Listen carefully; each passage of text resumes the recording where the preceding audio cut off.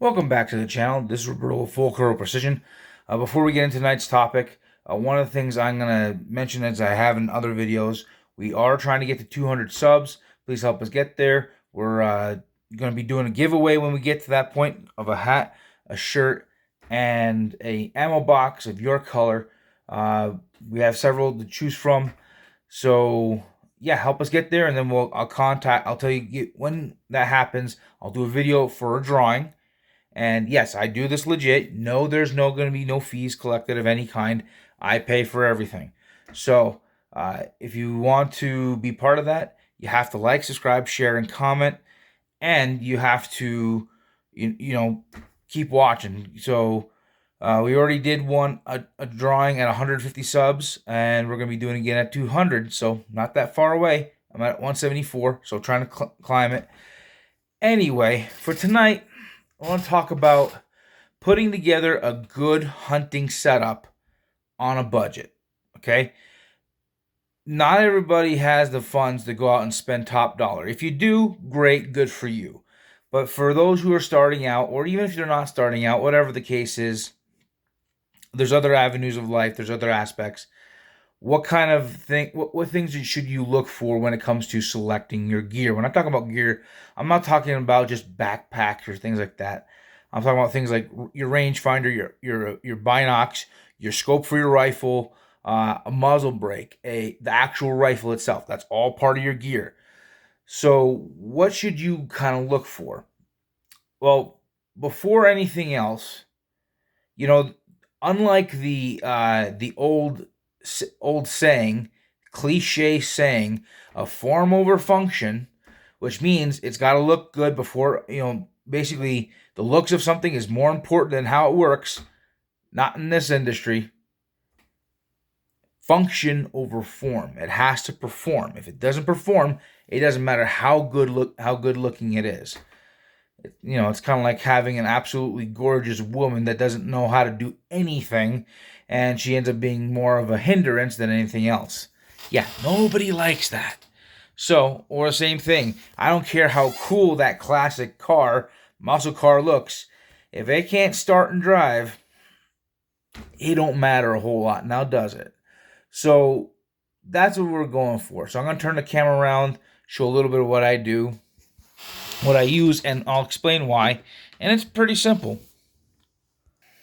So, I'm going to start from the left and work my way right. Actually, I'll just go over it as a whole. Actually, let me pull this off ever so gently. There. Should have done this first.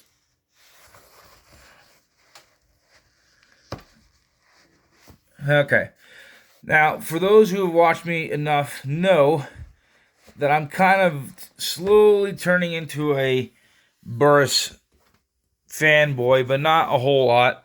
I'm still more performance based than I am product based. And I choose these products because they just do their job. So to start from the centerpiece, this is my Bergara B14 Ridge. Now, there is the basic one, which is the B14 Hunter. Usually comes with the peppered stock like this, but in green. Has a slightly lighter profile barrel. Let me set that down here. This is a slightly heavier barrel than the Hunter, but it also comes threaded. This is a 24-inch barrel. This one is chambered in 270 Winchester. It comes with a hinge plate right here, heavy bolt handle, simple two-stage trigger, not two-stage trigger, I'm sorry, two-position safety. It's a single-stage trigger. It is adjustable. You have to take it out of the stock to do so. It's really simple to do that. Pretty decent, pretty mild in its recoil. Not the lightest rifle by any stretch of the imagination. And by the way, that's the website right there. That's my website, fullcurlprecision.com. Anyway, my muzzle brake is nothing fancy. That literally costs under $30 from Amazon, from eBay. It's nothing fancy, but it does a great job of taming this thing. I do load this pretty hot. Not like the ultra hot where I want it to be unsafe, but I want this thing moving it. And if you go back and watch some of my other videos, I talk about how I'm pushing this bullet right here, which is a 150 grain Nosler AccuBond long range, out of this exact rifle at over 3,000 feet per second. And that, yes, that is with hand loads. So, and it shoots pretty tight groups. With this exact rifle setup, my wife and I hunted with it last year, and we killed 6 whitetails, and I killed my first elk with it. It was a big calf elk, and I'm just happy with it. I'm not a big backcountry mountain hunter. Don't typically have much time to do that. I'm just a meat and opportunist type hunter. So this rifle has done everything for me. It will hold 5+1. It's tight, so I don't typically do that. I normally go with do the 4+1. So 4 in the magazine, and then 1 in the chamber. This is a company that's built in Montana. This right here, Beartooth Products. I love this thing.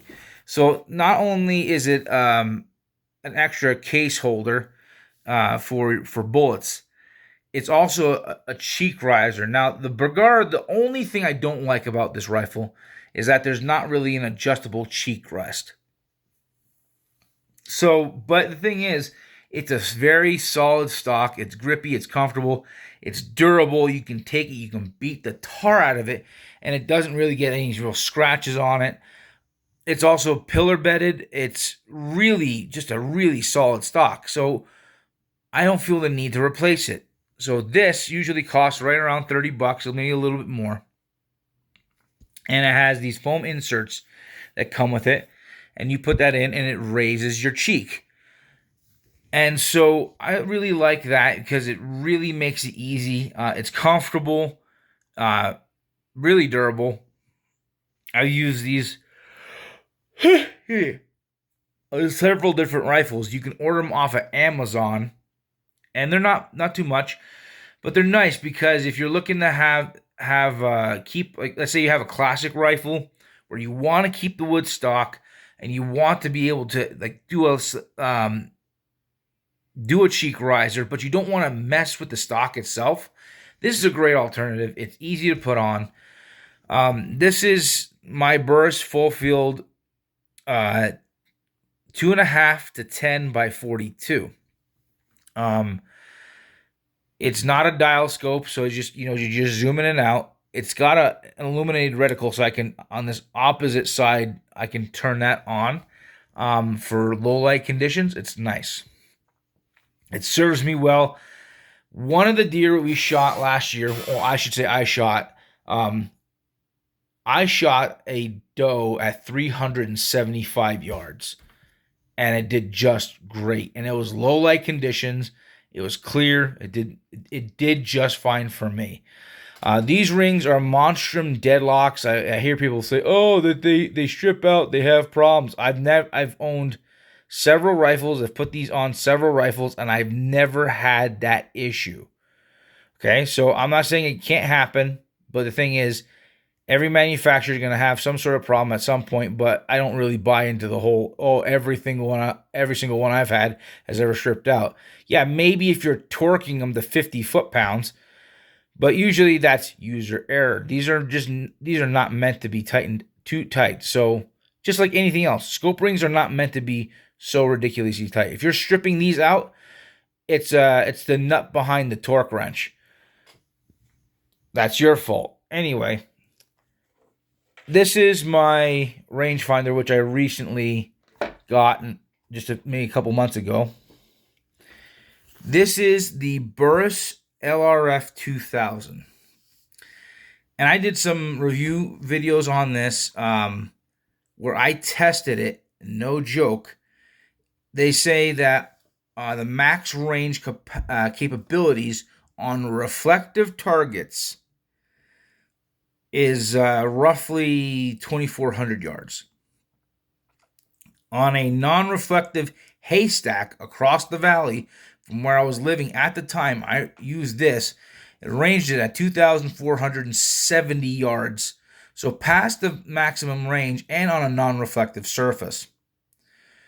So it works really well. It's really easy, not too expensive. I think I got this at a really good deal of $175. Mind you, I got a sale. I think they're right around $300 now, give or take, depending on your source. So it's really not a bad setup. Like I said, I'm slightly turning it more to a Burris fanboy. I don't really mean to be, but it's just for the price point and what they deliver to the customer, I really can't complain.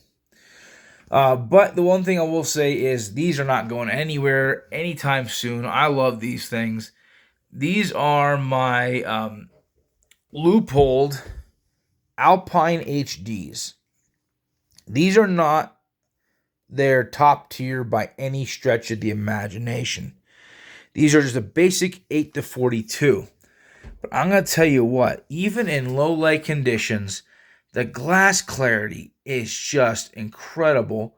I've been able to glass across a valley, and I'm talking about a couple miles, and be able to tell what species is over in this section or over in that section. Maybe I can't tell exactly the rack size or anything like that because obviously they're not meant for that. But hey, I can tell that that's not only a deer, but that could be a whitetail. I can tell that that's a mule deer. I can tell that that's an elk.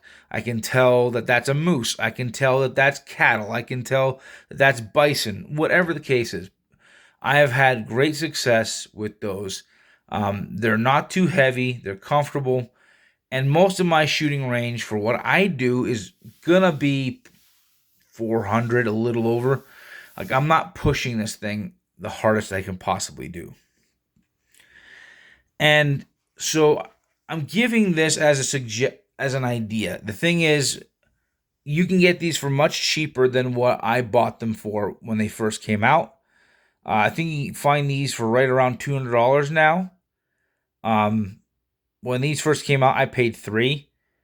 Not regretting it at all. But it's nice to see that they are much more affordable than they used to be. So under 200, 300, this is a $200 scope, so I did not pay top tier money for this, right? I paid just a moderate amount. $30, this is a $900 rifle, $30. So it's like, it's not for basically under $2,000. I have a nice full gear setup. And then here's where I've been, doing a lot of my videos on when it comes to reloading and things like that. With these bullets right here, the best part is these are not that cheap. But even with all the loading and everything else involved, I'm still able to keep my loads to within $30 a box. Within, basically it's $1.50 around. Now that seems like a lot. It's like, well, that's a lot for hand load. Ish. But the thing is, these are also premium components. So I'm using premium primers, good quality powders, good quality brass. Is it the top tier brass? No, but no imagination. It is. But it does well for my needs. Again, I'm not looking, this is not a bench rest rig. I'm not looking for quarter inch groups or tighter. This shoots just over half MOA at 100 yards. What else do you really want for a hunting rig? One that you're going to take through the woods or through the trees or through the prairie or wherever the case is and beat the tar out of it. Now, don't get me wrong. I love a good classic stock. I really do. In terms of the wood, the aesthetic, there's nothing can beat the feel of a beautiful walnut stock. But as a tool rifle, basically there's collector's rifles and then there are tool rifles for hunting. This is a tool rifle. Could it be a collector's piece? I'm sure to a degree it could, if you're into that. But for me, this is a aesthetic second, performance first rig. It's not the prettiest. It's not an ugly rifle by any stretch of the imagination. I like it. I like it a lot. But is it a, Winchester Model 70 Super Grade? Of course not. Is it going to be a Weatherby Mark V Deluxe? No. No, those things are those are collector's pieces. Those are gorgeous. This I can take through and beat up, and it gets wet. It has a Cerakote on it. It has, all these things. It's a basic bolt. It's not designed as a collector's piece. It's a tool rifle. And really, the thing is, there's a lot of higher end rifles that you would be lucky to even get to shoot as tight of a group as a 0.5, a 0.6. That's still, it's shooting really well for what it is. Again, is it the lightweight? Is it all that lightweight? No. But does it do its job? Yes. But this is where you have to take your entire gear pack into consideration. This is not heavy. That's not heavy. And that's not heavy. I think this is 13 or 14 ounces. It's not that heavy. So what I'm going with is this. Combined, everything is not that heavy. Is this going to be some ultralight backcountry hunting rifle? No, but here's the thing. When you've been hiking, if you've been hunting long enough, there's one thing you will learn. Slightly heavier rifles don't like to get pushed around by aggravated breathing. I'll say that again. Slightly heavy rifles don't like to get pushed around by aggravated breathing, meaning you've been hiking, you're after this animal, you're breathing a little heavy. Lightweight rifles just move way too easy. These slightly heavier rifles settle in a lot faster and make it easier to place your shot. Again, it's not a 30-pound bench rifle, but it is doing the job and it's doing it just fine. So here's the thing, in talking about this and talking about gear and talking about even reloading, again, I'm doing this all on a budget. I don't have a ton of funds. So what I'm trying to do is have a rig that performance first. Now, here's the thing. You don't have to go with a Bergara. There's Ruger. The Ruger Americans overall are pretty good. There's, Savage makes a lot of good, affordable entry-level rifles. There's the Weatherby Vanguard line. There's the Howa 1500s. There's the CVA Cascade line. There's a handful of others. Tikka. So look into it, find what you want to spend money on. As long as it shoots and it shoots fine. And just learn to be happy with what you prefer. But whatever the case is, some people will tell you need this and you will need that and all this other stuff. But I'm telling you that you can get away with a lot less than you think you can. Now, is it nice to have bigger and better? Yeah, it's a nicety. But is it a necessity? No, because here's the thing. You talk to the guys who've been hunting the most, who've collected the most animals. Typically, they don't have big, expensive rigs. The guys who have the big, expensive rigs, oftentimes are afraid to bring them into the real rough terrain. Oh no, what if I scratch it? Focus on performance first and what you can afford. That's the biggest thing about this too. You don't want to go broke in the process of doing this. A $900 rifle is not too difficult to save up for and get. It may take you a little bit of time, but if you plan ahead of time and you save, let's say, even $30 a paycheck or something, it doesn't take a whole lot, and you can do it. You can save it up in a period of time. If you start at the beginning of the year, by the time, hunting season comes in, you'll have a few $100s you can save up. Basic scopes, basic binocs. Do you need, and here's the thing, you may be in a place where you don't even need a rangefinder. Maybe you're only shooting 200 yards. Max, absolute max. Maybe you live somewhere where a 200-yard shot is extremely rare, and most of your shots are happening at 100. Do you need a rangefinder? No. So that's money you don't have to spend, right? So consider all those things and take all those factors into consideration before you make decisions, before you spend a bunch of money. Don't go so far into debt that this becomes a burden instead of a joy. You want to be able to enjoy what you're doing. You want to be able to have fun with this.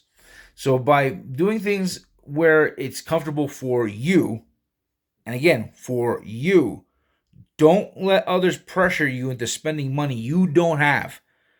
This is your life. And here's the thing. Don't worry about how it looks. If it fills your freezer and you can get it, here's the thing. Let me ask you a question. If you went out with a buddy and you're hunting, and you both shoot two identical whitetail bucks, they have 12 points, they're really wide, they're like 180 inches. Are you really gonna care what rifle you used? As a matter of fact, I would say the guy who got it done with the more affordable rifle, that means a whole lot more than the guy who got it done with the expensive rifle. But that's just my opinion. What do I know? So that's all I have for tonight. Please like, subscribe, share, comment, and we'll talk to you again.